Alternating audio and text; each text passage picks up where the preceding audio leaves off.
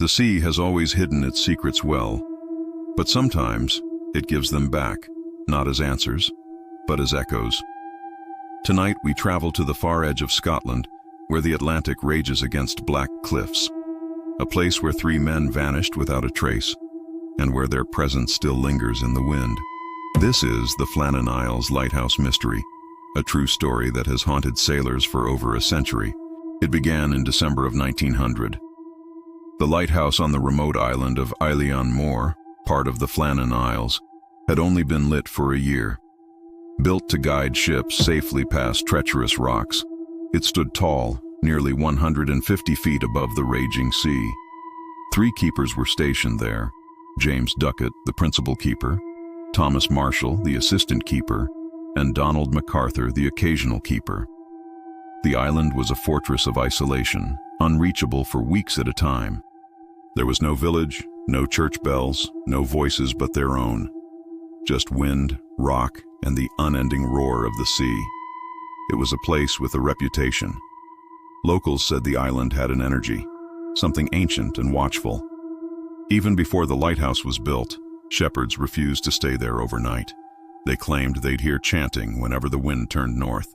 It was a place where the veil between worlds felt thin, and the men stationed there were utterly alone. Their only connection to the outside world was the beam of light they maintained, a silent promise to passing ships. But soon, that promise would be broken. On December 15, 1900, the ship Arctur passed by. Its captain noted the light shining brightly, a beacon of normalcy in the vast, dark expanse. Everything seemed to be in perfect order. But after that night, darkness fell. For nearly 11 days, the light that was supposed to guard the coast never appeared again. Ships began reporting the crucial channel unguarded, a silent threat looming for hundreds of sailors navigating the dangerous waters. The maritime authorities grew increasingly concerned. What could have happened to the keepers? Why had the light gone out? Finally, the relief ship Hesperus was dispatched to investigate.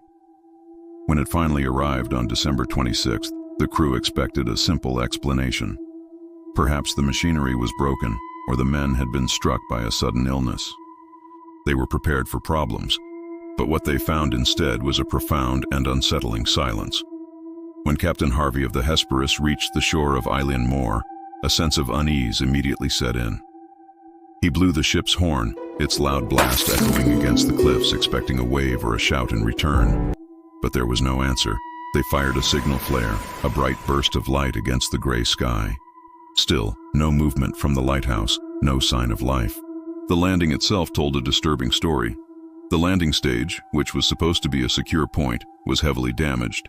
Ropes were torn, iron railings were bent out of shape, and a large supply box had been overturned and thrown far above the high tide line, suggesting a force of incredible power had struck the island. The relief crew, their hearts pounding, climbed the steep steps to the lighthouse door. They found it unlocked. Stepping inside, the scene was even more chilling. It was a snapshot of a life interrupted. The beds in the living quarters were unmade. A half-eaten meal of salted mutton and potatoes sat on the kitchen table, cold and untouched. A clock on the wall had stopped. In the entryway, a chair was toppled over, as if knocked aside in a great hurry. And then, the most perplexing clue of all: the coats.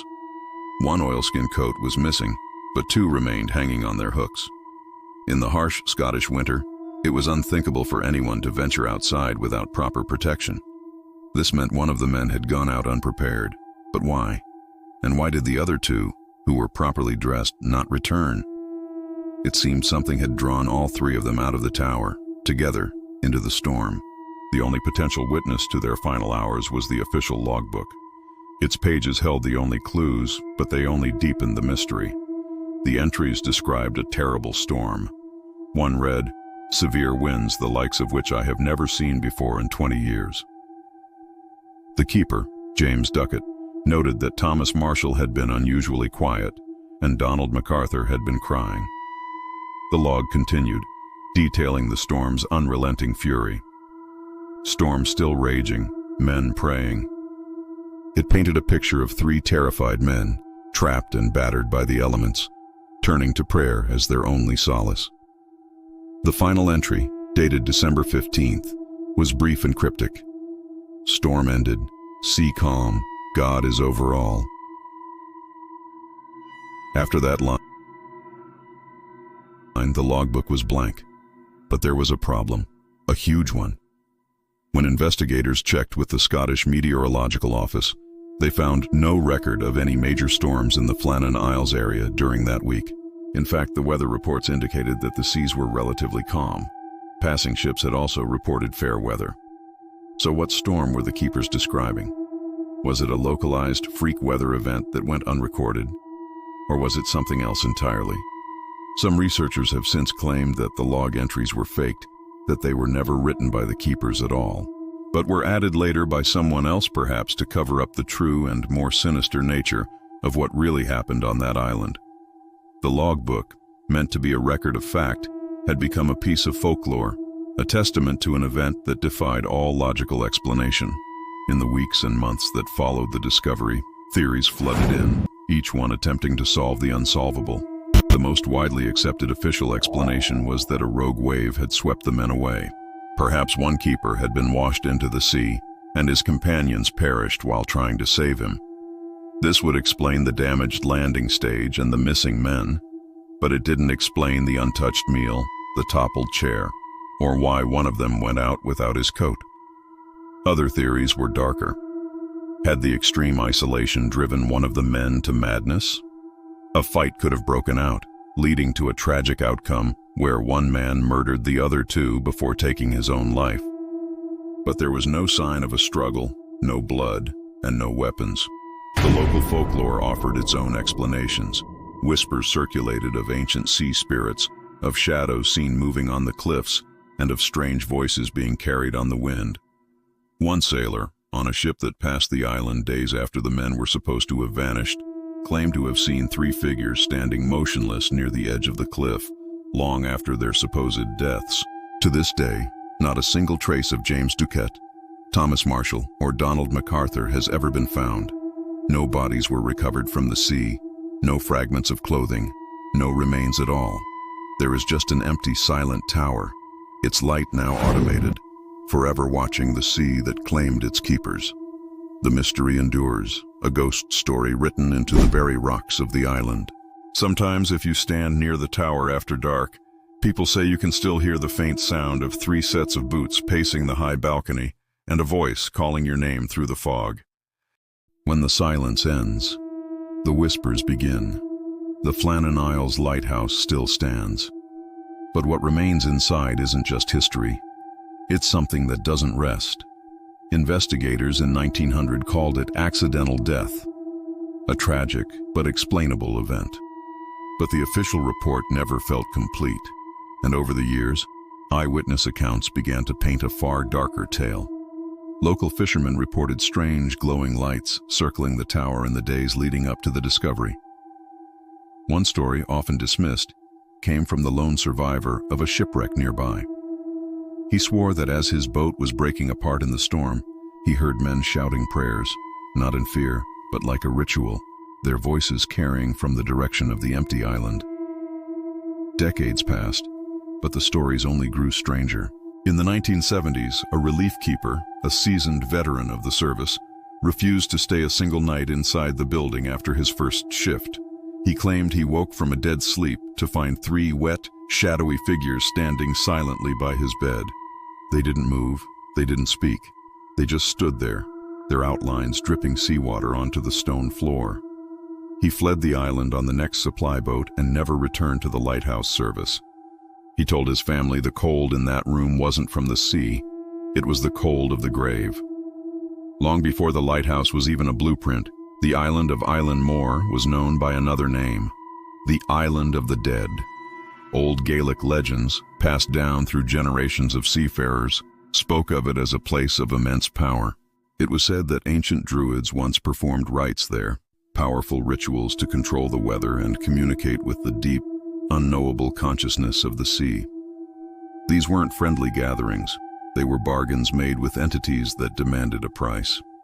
So when construction of the lighthouse began in the late 1890s, the local workers were already uneasy. Their fears were quickly validated.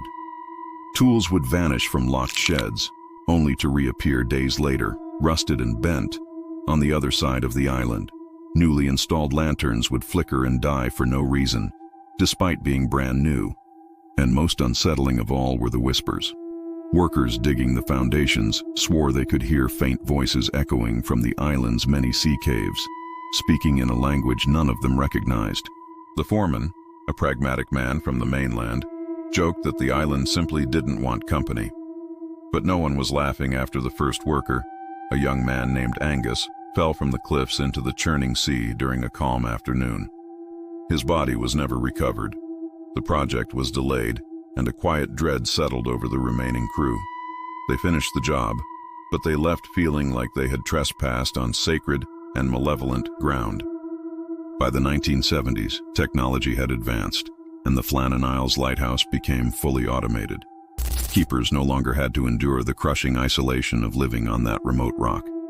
You would think that with the human element gone, the strange reports would stop. But they didn't. In fact, they became even more inexplicable. Tourists on sightseeing boats claimed to see lights flickering from the tower windows on clear nights, even when the entire system was confirmed to be powered down for maintenance. A drone hobbyist, flying his device around the island to capture its rugged beauty, reviewed his footage later and was horrified. For a brief, chilling moment, what looked like a solitary, human-shaped figure could be seen pacing the high balcony of the lighthouse, stopping to stare directly at the drone before the camera feed glitched. Perhaps the most bone-chilling incident occurred in the early 2000s. A paranormal researcher, skeptical but thorough, left a high-sensitivity audio recorder running for 48 hours inside the main living quarters.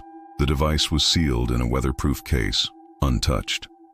When he retrieved it and analyzed the audio, he found hours of nothing but the wind and the waves. But then, in the dead of night on the second day, a single clear phrase was captured. A whisper, right next to the microphone, spoken in a dry, rasping voice. God is over all. The exact same words written in the final desperate entry of Thomas Marshall's logbook from 1900. So what really happened to those three men? The official, most widely accepted theory is that a rogue wave, a colossal freak of nature, swept them off the western landing.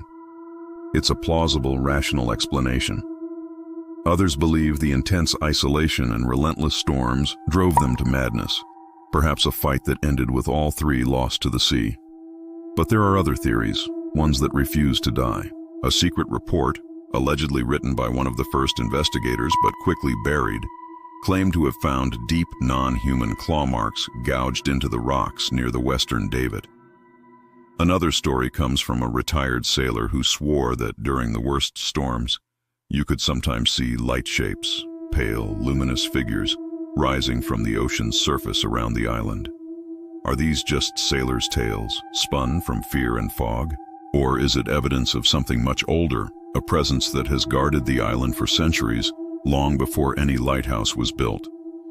Each year, the island of Eilean Mor grows a little quieter.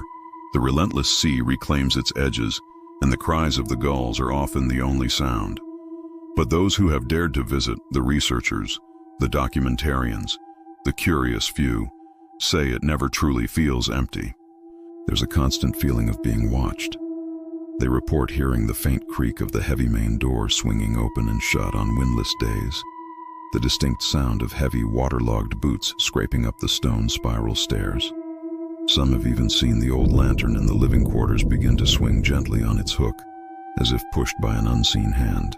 And when the thick, disorienting fog rolls in, swallowing the island whole, that's when the whispers are said to return.